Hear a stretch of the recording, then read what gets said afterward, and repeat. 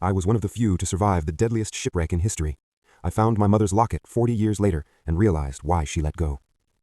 In January 1945, the port of Gdynia was a scene of pure chaos. Thousands of refugees were fleeing the advancing front, desperate to board anything that could float. My mother and I managed to get onto the MV Wilhelm Gustloff, a luxury cruise liner turned transport ship. It was designed to hold 1,900 people, but on that night, over 10,000 souls were packed into every hallway, closet, and deck. The temperature outside was minus 18 degrees Celsius.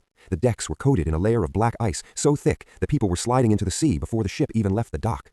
My mother held me close in a crowded hallway on the E-deck. She whispered that the ship was unsinkable, a floating fortress.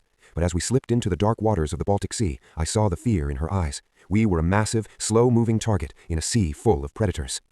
At 9:16 p.m., the ship shuddered. 3 torpedoes from a Soviet submarine struck the port side. The first hit the bow, the second hit the glass-enclosed promenade deck, and the third hit the engine room, plunging the entire ship into darkness. In the Baltic winter, the water temperature was near freezing. When the torpedoes hit, the unsinkable ship began to list violently. Because the decks were covered in ice, the lifeboats were frozen into their davits. Crew members tried to use axes to hack them free, but the wood was like iron.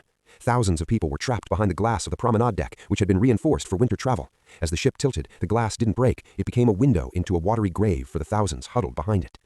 My mother and I reached the railing as the ship took its final plunge. There was only one life jacket between us. She didn't hesitate. She strapped it onto me, pulling the ties so tight they bruised my ribs. I screamed for her to take it, but she just kissed my forehead and said, "I'm a strong swimmer, remember?" The ship went down in just 40 minutes. I was thrown into the black, churning water. The shock of the cold was like 1,000 needles piercing my skin. I felt a hand grab my ankle, pulling me toward the surface, pushing me toward a piece of floating debris. It was my mother. She held me onto that wooden crate for as long as she could, her face turning a ghostly white in the moonlight. The tragedy was the gentle release. I watched as her grip slowly loosened. She didn't slip, she let go. She realized that the crate could only hold the weight of one person without sinking. She looked at me one last time, her lips blue, and drifted back into the shadows of the waves without a sound.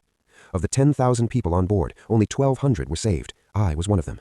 40 years later, I saw a photo in a museum of a locket recovered from the wreck. It was hers.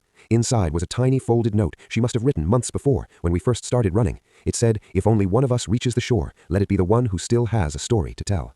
She had been planning her sacrifice long before the torpedoes ever struck.